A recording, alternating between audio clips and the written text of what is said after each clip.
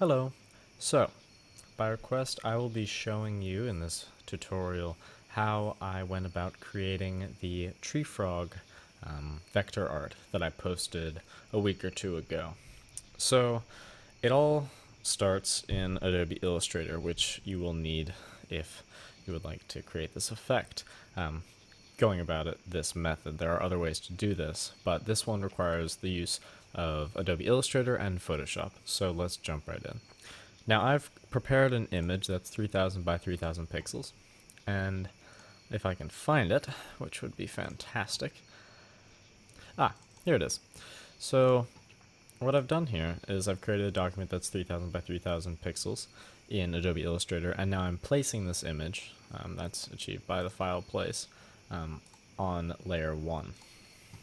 Now, this will be my base layer, and I don't really want to mess with this anymore. I've finished it. I'm going to be creating my paths, because this is vector art, on top of it. So I'm going to lock this layer by clicking the blank space to the left of the layer color. Now, on top of this, I'm going to create a, I guess there's no technical word for it that I can come up with, but it's a gray box with about 40% transparency that'll help me pick out the lines of my paths as I'm drawing them. It'll add a little contrast to the light colored path lines. So this is done by creating a new layer down here. That is achieved with that button there. And then hitting the M key, which will draw a box. And then I'm going to pick, oh, I don't want that. I would like the grayscale, please. Anybody?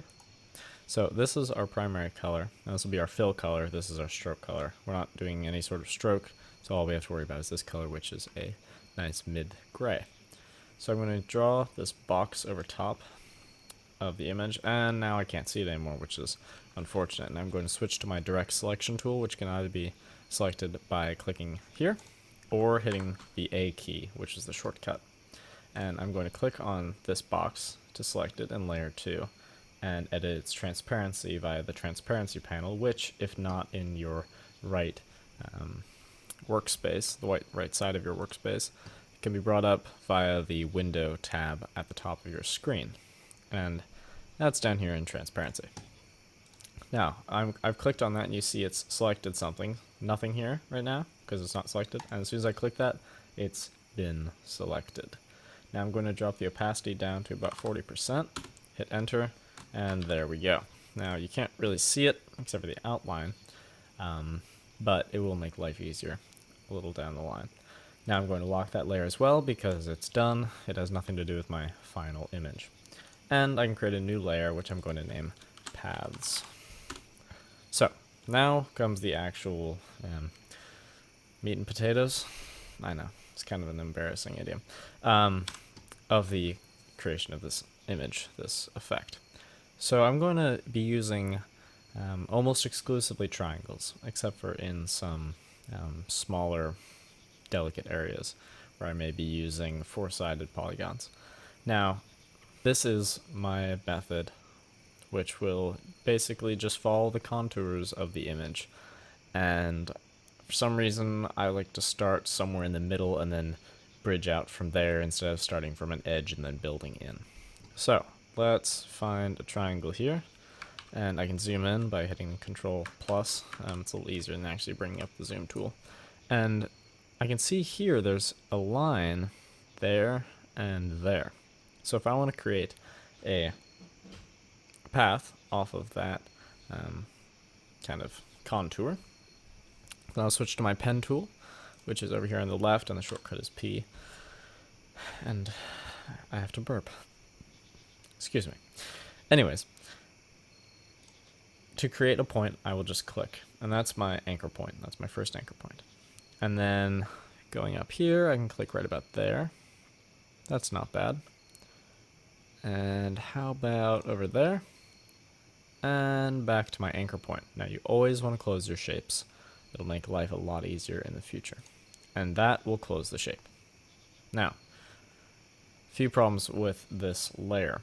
I don't actually want these filled triangles. So I'm going to go over to my fill panel, and you can see that it is now gray. I can click this none with it, which is the white with a red slash through it, and the fill will disappear. The stroke I would like to be white because, I don't know, I do. That should be explanation enough. Now, if I want to adjust the weight of this stroke, also known as the stroke line width, that can be edited in the stroke panel, which is also under Window, Stroke. There's a shortcut for that, but I never use it. I just put it on my right side of my workspace. And I'd like it to be, I don't know, 3 point, 4 point? I like 3 point. So that's a nice width. Now to deselect those points, there's a nice shortcut, which is Control-Shift-A. And that will deselect all of the points. And now I can continue building shapes. So if I wanted to continue with this, I would probably click on that. Actually, let me demonstrate what I just did. I just found the anchor point. You can see there's some text. Well, it doesn't change size when I zoom in, so I can just be out here. There's a small bit of prompt text that appears to the right of my cursor when I mouse over the point. This says anchor, this says intersect, this says paths. These are different snap points. And I want to snap to the anchor, because that will mean that the points will be automatically aligned.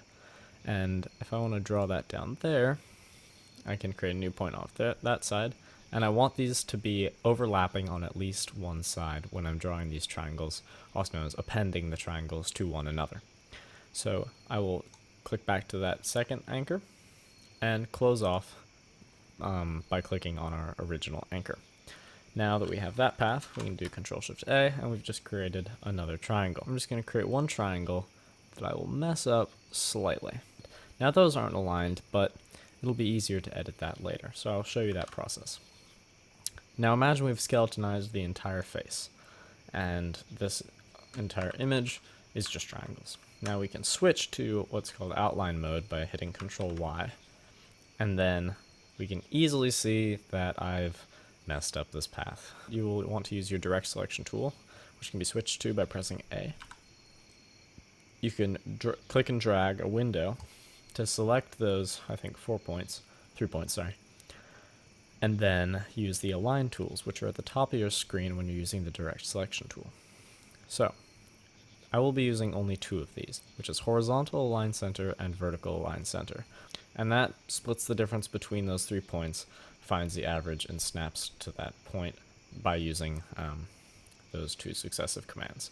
And now all of the points are superimposed, and when I go back to my original image and get out of outline mode by hitting Control-Y once again, I'm back to a seamless, pretty perfect looking Polygon framework. I would like to now fill it. And this is more easily achieved using Photoshop. So we're going to switch over to that program, and I will show you how to import this path structure. So here we are in Photoshop, and we've got the same image in front of us. Now, what we are going to want to do with this is very similar to what we did in Adobe Illustrator. However, we already have the path. So, it's the same dimensions, 3000 by 3000 pixels, and we're going to import the paths we had previously created in Illustrator into Photoshop. Now, to prep Photoshop for this import, we're going to go over to the right side, and under the Layers, Channels, and Paths tab, we are going to click on, you guessed it, Paths, and create a new path by hitting the Create New Path button. Now we'll create Path 1. Now, we are going to go back over to Illustrator and select on our Paths tab this path, which is not done by doing that because I had the wrong tool selected. So go over to your direct selection tool, click and drag, and then hit Control-C and Control-V. And this will then prompt you with a paste path option dialog box. And I would like to paste this as a path because that's what it is. So now we have this happy path that we've just imported, and I would like to move it. So to move the path back to its location, because obviously this is not the correct placement, I'm going to go over to my selection tool, which probably, okay, well, I don't actually know a shortcut for it, sorry. Oh, it's A. Fantastic, just like in Illustrator. So to move this entire this entire path structure, I'm going to click and drag to select all the points, and then just click and drag again to move. And I can align it just by approximation. It's not going to be perfect, but it'll be pretty close. And there we go. And now we can hit enter and the path will disappear. So now that we've got that, let's start the process of filling with a gradient. Now I want to go back to layers because I don't want to be doing this on my background layer, which is locked. I'm going to create another layer and title that path fill. And we're going to be doing a gradient fill, which will create an interesting kind of 3D wrinkle effect, which is the same thing I did with my tree frog. So first we're going to select the area within the triangles we've just created. To achieve this, we want to switch to our direct selection tool, which we can access by hitting A, and then clicking once inside one of these triangles, and you'll see it brings up the 3 points. I'll zoom in a little bit. It brings up the 3 points of the triangle, and then we're going to right click inside of that triangle and hit make selection. We're going to uncheck anti-aliased if it was checked, and create and make feather radius 0 pixels, and then hit yes, new selection, and hit OK. And now we see we've got this nice triangle within which to create a gradient. So we're going to go over to our gradient tool by hitting G, and make sure it is the first option under the gradient presets, because this is foreground to background gradient, and this will streamline our process. So to select the first color, I'm going to select that, which is a light gray. And you can see this image is all in grayscale, so obviously in a color image you'd be doing the exact same thing, but with colors. And then we're going to select our second color by clicking on the background and making it a darker gray. So now you see in this little preview that we've got a light gray to dark gray fade. So in my gradient tool, I'm going to select a linear fade instead of these other options, and then drag something like that until I'm happy with it. Yeah, so I can live with that. And now we're going to repeat this process, and I will show it once more. Hit A to go to direct selection, click within the triangle, right click, make selection, uncheck anti-aliased, make that selection once again, gradient, foreground to background, and now we're going to select our colors by clicking a light gray and then dark gray, and go back to gradient if it was unselected by some strange fluke, and then start drawing a gradient with these click and drag operations until we have something we're happy with.